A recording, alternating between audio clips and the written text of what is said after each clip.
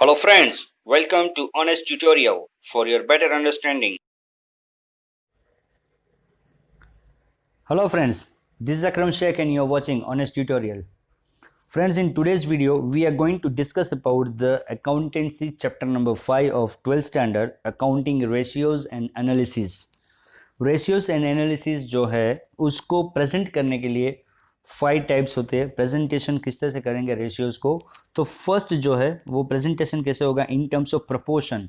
Proportion means के जैसे कि हम लोग लिखते हैं 1:1 या तो 3:2 जो लिखा गया, तो इसको हम लोग प्रपोर्शन के अंदर हम लोग इसको मेंशन करेंगे, या फिर उसको हम लोग किस तरह से शो कर सकते हैं इन टर्म्स ऑफ परसेंटेज में, या फिर हम लोग उसको शो कर सकते हैं इन टर्म्स ऑफ टाइम्स, कितना गुना, यानी 3 गुना है, 4 गुना है, 5 गुना है, तो उसको टाइम्स में हम लोग इसको शो कर सकते हैं. या फिर in terms of fraction. Fraction में यानी कि अगर 25% उसको फ्रैक्शन में बताएं तो कैसे दिखाएंगे हम लोग उसको 1/4 करेंगे. अगर 50% है तो उसको फ्रैक्शन में कैसे दिखाएंगे 1/2. तो इसको हम लोग फ्रैक्शन में हम लोग इसको शो कर सकते हैं. या फिर in terms of days, weeks और मंथ, जो भी हमारा आंसर जो भी आता होगा जो टर्नओवर का, तो उसको हम लोग मल्टीप्लाई करेंगे. अगर डेज बोला है तो 365 डेज से मल्टीप्लाई कर देंगे. अगर वीक बोला है तो 52 वीक होते हैं ईयर के अंदर, उससे मल्टीप्लाई करेंगे. और मंथ्स बोला है तो ईयर में 12 मंथ है तो उससे हम लोग 12 से मल्टीप्लाई करेंगे. अब हम लोग क्लासिफिकेशन देखते हैं. फंक्शनल क्लासिफिकेशन क्या है रेशियोज के. टू मेजर फाइनेंशियल हेल्थ और to acquire information about different aspects of accounting of business entity, ratio analysis is used. These aspects include profitability, second आता है liquidity, थर्ड आता है solvency and fourth is the efficiency. ये 4 प्रकार के जो हमें ratios निकालने होते हैं. और ये जितने भी ratios बोला मैंने, profitability, liquidity, solvency and efficiency, ये सब के अंदर फिर सब पार्ट आएंगे. तो हम लोग 1 बाय 1 हम लोग एक के बाद एक हम लोग फॉर्मूला के साथ, हम लोग क्वेश्चंस के साथ भी, हम लोग एक्सरसाइज भी हम लोग यहाँ पे करेंगे. सारे के सारे जितने टोटल देखा जाए तो जो 4 प्रकार के जो रेशियोज आते हैं हमारे, profitability, liquidity, solvency and efficiency, इसके अंदर टोटल मिला के हमको 14 फॉर्मूलाज आते हैं. सारे के सारे फॉर्मूलाज इस वीडियो के अंदर पॉसिबल नहीं होगा. हम लोग एक काम करेंगे, 1 बाय 1 हर एक जो फॉर्मूला जो है, हर एक फॉर्मूला के लिए एक एक वीडियो, या तो एक एक वीडियो में 2 फॉर्मूला हम लोग कवर करेंगे. तो आज जो हम लोग कवर करेंगे वो सिर्फ और सिर्फ ग्रॉस प्रॉफिट रेशियो को हम लोग, प्रॉफिटेबिलिटी जो है उसका जो पहला जो रेशियो है वो है ग्रॉस प्रॉफिट रेशियो, इसको हम लोग यहाँ पे कवर करेंगे. The main objective of every business is to earn profit. Profitability अगर हमें फाइंड आउट करना है अगर बराबर रेशियो के द्वारा, तो हमारा बिजनेस का जो मेन ऑब्जेक्टिव हो तो प्रॉफिट अर्न करना है. The earning capacity of the company is known as profitability. कितना अर्न कर रहा है, उसकी क्या कैपेसिटी, उसको बोलेंगे प्रॉफिटेबिलिटी. फाइंड किया.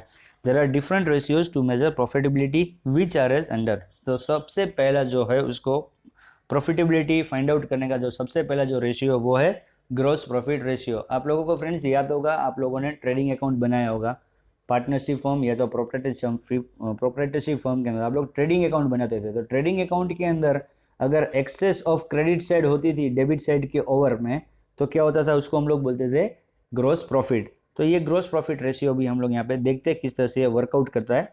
Gross profit ratio disclose the relation between gross profit and net sales. ये किसके बीच में रिलेशन यहाँ पे बताएगा हमको, नेट सेल्स के अगेंस्ट में ग्रॉस प्रॉफिट का क्या रिलेशन है यहाँ पे ये हमको बताएगा.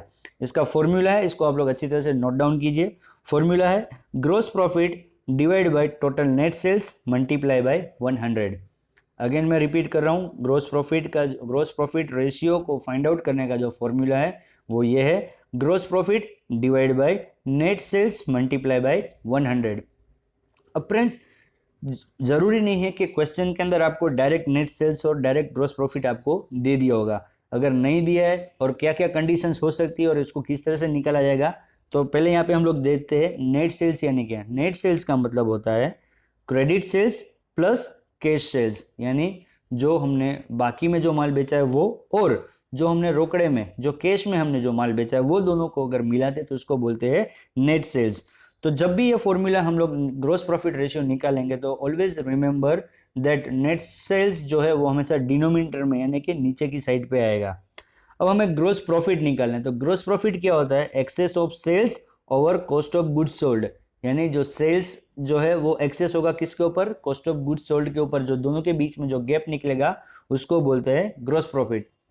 अब ग्रॉस प्रॉफिट निकालना है और हमको कॉस्ट ऑफ गुड्स सोल्ड, अगर पहले हमको देख लेते हैं कॉस्ट ऑफ गुड्स सोल्ड कैसे निकलता है।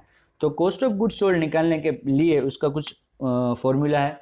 ये क्या है, तो opening stock plus purchases expense minus closing stock. तो ये जो आया हमारा, यानी कि opening stock plus purchase expense minus closing stock जो किया हमने, तो वो जो हमारा आया वो बन गया हमारा कॉस्ट ऑफ गुड्स कंज्यूम्ड।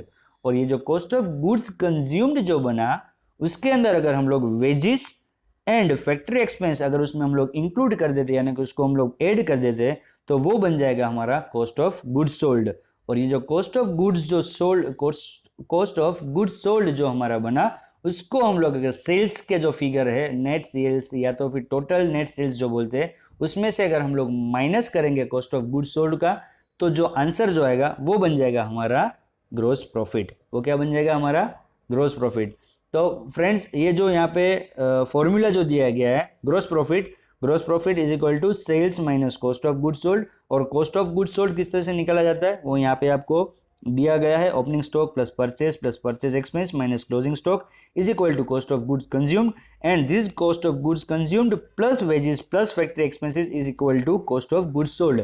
इसको आप लोग अच्छी तरह से नोट डाउन कीजिए, जो फॉर्मूला है उसको भी आप लोग नोट डाउन कीजिए। अब हम लोग इसको एक इलस्ट्रेशन के द्वारा हम लोग देखते हैं कि ये किस तरह से वर्कआउट करता है।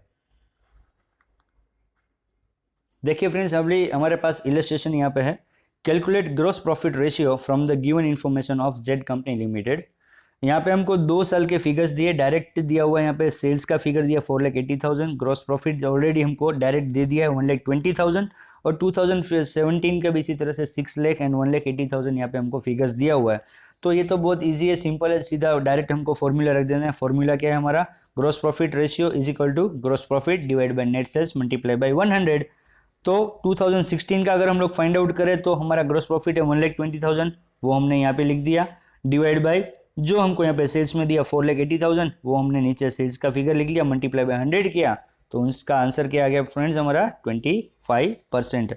हमेशा याद रखना, जब भी ये प्रॉफिटेबिलिटी रेशियो अगर हम लोग कोई भी निकालते हैं तो उसके पीछे ये परसेंटेज आएगा, क्योंकि ये हमने जो स्टार्टिंग में वीडियो में हमने देखा था कि इसको किस तरह से हम लोग इसको शो कर सकते हैं, तो इसको परसेंटेज में शो किया जाता है। प्रॉफिटेबिलिटी रेशियो इसको हमेशा परसेंटेज में शो किया जाता है।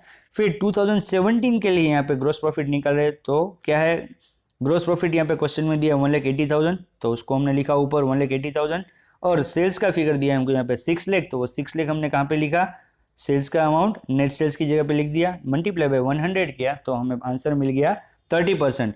अब हमको यहाँ पे फ्रेंड्स कंपैरिजन करना है, तो हमारे लिए बहुत आसान है, क्योंकि हम यहाँ पे देख सकते हैं कि जब हमारा सेल्स 4,80,000 था तो हमें 25% हमें ग्रॉस प्रॉफिट हो रहा था। जब हमारा सेल्स 6 लाख हो गया तो हमारा प्रॉफिट अर्निंग कैपेसिटी बढ़ गया है, और हम प्रॉफिट कितना कमा रहे हैं 30%, यानी जो हमारे कॉस्ट ऑफ गुड्स सोल्ड निकालने के बाद भी हम जो प्रॉफिट कमा रहे हैं वो हमारा इंक्रीज हो रहा है, प्रॉफिट भी इंक्रीज हो रहा है।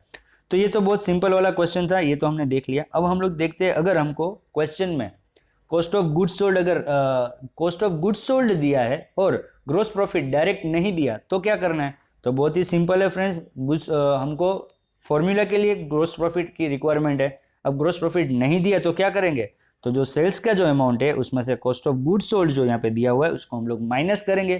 तो इसको माइनस करेंगे तो हमको क्या मिल जाएगा, ग्रॉस प्रॉफिट मिल जाएगा। तो ग्रॉस प्रॉफिट डिवाइड बाय हमारा सेल्स अमाउंट करेंगे तो हमको हमारा आंसर जो परसेंटेज में मिल जाएगा।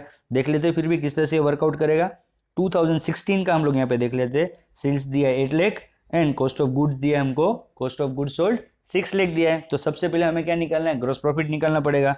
तो gross profit is equal to sales minus cost of goods sold.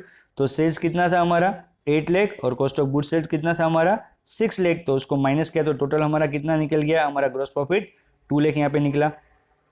इसी तरह से 2017 का भी दिया था, कॉस्ट ऑफ गुड्स सोल्ड हमको दिया हुआ है यहाँ पे 2017 में 10 लाख और सेल्स था हमारा 12 लाख, तो 12 लाख माइनस 10 लाख माइनस किया तो हमारा आंसर आ गया ग्रॉस प्रॉफिट 2 लाख। अब यहाँ पे हम लोग देखते हैं वापस ग्रॉस प्रॉफिट रेशियो निकालना है, तो ग्रॉस प्रॉफिट रेशियो कैसे निकलेगा, gross profit upon total net sales. तो पहले साल कितना निकला हमारा ग्रॉस प्रॉफिट कितना है 8 लाख और नेट सेल्स हमारे पास कितना है सॉरी, ग्रॉस प्रॉफिट हमारा कितना निकला 2 लाख, और हमारा नेट सेल्स कितना था 8 लाख, तो 2 lakh divide by 8 lakh multiply by 100 is equal to 25%। और दूसरे साल का हम लोग देखें तो यहाँ पे ग्रॉस प्रॉफिट कितना निकला हमारा 2 लाख, तो वो 2 लाख को हमने यहाँ पे रखा। फिर हमारा सेल्स कितना था 12 लाख, उसको डिवाइड बाय हमने 12 लाख किया, तो मल्टीप्लाई बाय 100 करो तो परसेंटेज हमारा कितना निकला 16.66। इसको हम लोग 16.67 भी लिख सकते हैं। तो ये हमारी सेकंड टेक्निक थी। अब थर्ड टेक्निक देख लेते हैं हम लोग, और भी कैसा और क्या डिफिकल्टी इसके अंदर आ सकती है, और इसको किस तरह से थोड़ा अगर क्रिटिकली कुछ पूछ दिया अलग अलग तरीके से तो कैसे हम इसको सोल्व कर सकते हैं। यहाँ पे देखो आपको फ्रेंड्स दिया हुआ है सेल्स, फिर सेल्स रिटर्न दिया है, फिर ओपनिंग स्टॉक दिया है, फिर परचेज दिया है, फिर परचेज एक्सपेंसेस और फिर क्लोजिंग स्टॉक दिया है। तो अब हमें कौन सा फॉर्मूला, कौन सा चीज़ याद करनी है, हमें कॉस्ट ऑफ गुड्स सोल्ड किस तरह से निकालना है। हमको कॉस्ट ऑफ गुड्स सोल्ड निकालने के लिए opening stock plus purchase expense minus closing stock निकालेंगे तो हमारा क्या निकल जाएगा, कॉस्ट ऑफ गुड्स कंज्यूम्ड निकलेगा। अब कॉस्ट ऑफ गुड्स कंज्यूम्ड के अंदर हमें वेजेस और फैक्ट्री एक्सपेंसेस हम लोग प्लस करेंगे तो वो हमारा बन जाएगा कॉस्ट ऑफ गुड्स सोल्ड। लेकिन यहाँ पे हमको वेजेस और फैक्ट्री एक्सपेंसेस कुछ नहीं दिया, तो जो फिर हमारा कॉस्ट ऑफ गुड्स कंज्यूम्ड था वही हमारा कॉस्ट ऑफ गुड्स सोल्ड बन जाएगा। अब पहले सबसे पहले यहाँ पे देख लेते हैं हमको टोटल नेट सेल्स कितना हो रहा है। तो यहाँ पे सेल्स हमको 10,20,000 दिया और सेल्स रिटर्न हमारा कितना है यहाँ पे 20,000। तो 20,000 सेल्स रिटर्न हुआ तो सेल्स के अमाउंट में से इसको माइनस कर देंगे, तो 10,20,000 माइनस 20,000। यहाँ पे देखेंगे आप क्वेश्चन में दिया हुआ है, ये क्वेश्चन में 10,20,000 और 20,000 सेल्स रिटर्न का दिया है। तो यहाँ पे आंसर नीचे दिया हुआ है, उसको किस तरह से मेंशन किया है, sales minus sales return 10,20,000 minus 20,000 is equal to 10 lakh. तो 10 लाख हमारा क्या बन गया, नेट टोटल नेट सेल्स। अब हम लोग देखते हैं कॉस्ट ऑफ गुड्स कंज्यूम कितना है। तो क्वेश्चन में दिया ओपनिंग स्टॉक 1,40,000, वो यहाँ पे लिखा है। फिर परचेज दिया 6 लाख, तो वो यहाँ पे लिख दिया 6 लाख परचेज का। फिर बोला है परचेज एक्सपेंसेस 30,000, वो परचेज एक्सपेंसेस हमने यहाँ पे ऐड कर दिया। तो ये तीनों को अगर हम ऐड करते तो टोटल कितना बना हमारा 7,70,000। अब यहाँ पे हमें क्लोजिंग स्टॉक दिया है, तो क्लोजिंग स्टॉक को हम क्या करेंगे, माइनस करेंगे 1,60,000, वो हमने यहाँ पे माइनस कर दिया 1,60,000। तो 7,70,000 माइनस 1,60,000 तो कितना बन गया हमारा 6,10,000। अब ये 6,10,000 जो आया वो एक्चुअल में हमारा कॉस्ट ऑफ गुड्स कंज्यूम्ड है। हमको यहाँ पे वेजेस और फैक्ट्री एक्सपेंसेस नहीं दिया, तो फिर हम लोग इसको कॉस्ट ऑफ गुड्स सोल्ड भी यहाँ पे इसको कंसिडर कर लेंगे। तो अब हमें क्या निकालना है, हमें सबसे पहले ग्रॉस प्रॉफिट रेशियो निकालने के लिए हमें ग्रॉस प्रॉफिट की रिक्वायरमेंट है। तो जब ग्रॉस प्रॉफिट निकालना है तो हम क्या करेंगे, ये 10 लाख में से 6,10,000 को हम लोग माइनस करेंगे, तो हमारा ग्रॉस प्रॉफिट हमको मिल गया 3,90,000। अब ग्रॉस प्रॉफिट का जो फॉर्मूला है उसको हम लोग अप्लाई कर देते हैं। Gross profit ratio is equal to gross profit divide by total net sales multiply by 100। अब ग्रॉस प्रॉफिट हमारा कितना निकला है यहाँ पे फ्रेंड्स 3,90,000, वो हमने यहाँ पे रख दिया 3,90,000। और ये हमारा टोटल नेट सेल्स कितना था हमारा 10 लाख, तो वो 10 लाख हमने यहाँ पे उसको नीचे की साइड पे रख के मल्टीप्लाई बाय 100 किया, तो हमारा जो आंसर निकला वो कितना निकला 39%। तो फ्रेंड्स ये था ग्रॉस प्रॉफिट किस तरह से निकला जाए। डायरेक्ट ग्रॉस प्रॉफिट दिया है तो बहुत आसान है, अगर कॉस्ट ऑफ गुड्स सोल्ड दिया है डायरेक्ट तो भी बहुत आसान है, उसको सिर्फ डायरेक्ट सेल्स में से माइनस करना है। और अगर कॉस्ट ऑफ गुड्स सोल्ड भी नहीं दिया और हमको ओपनिंग स्टॉक, क्लोजिंग स्टॉक, फिर परचेज एक्सपेंस दिया, तो फिर उसका जो फॉर्मूला है उसको अप्लाई करके कॉस्ट ऑफ गुड्स कंज्यूम निकालेंगे, उसके बाद फिर कॉस्ट ऑफ गुड्स सोल्ड निकालेंगे, उसको फिर सेल्स में से माइनस करेंगे, जो आ जाएगा वो हमारा ग्रॉस प्रॉफिट होगा। और ग्रॉस प्रॉफिट का फॉर्मूला क्या है friends, gross profit divide by total net sales multiply by 100। तो ये हमारा जो फर्स्ट जो टाइप जो था वो यहाँ पे हमने कंप्लीट कर लिया है। अब जो है हम लोग नेक्स्ट वीडियो के अंदर जो प्रॉफिटेबिलिटी रेशियो है उसके जो अनदर जो टाइप है और भी 3 रेशियोज है उसको हम लोग नेक्स्ट वीडियो के अंदर हम लोग कवर करेंगे। Okay friends, bye bye, take care.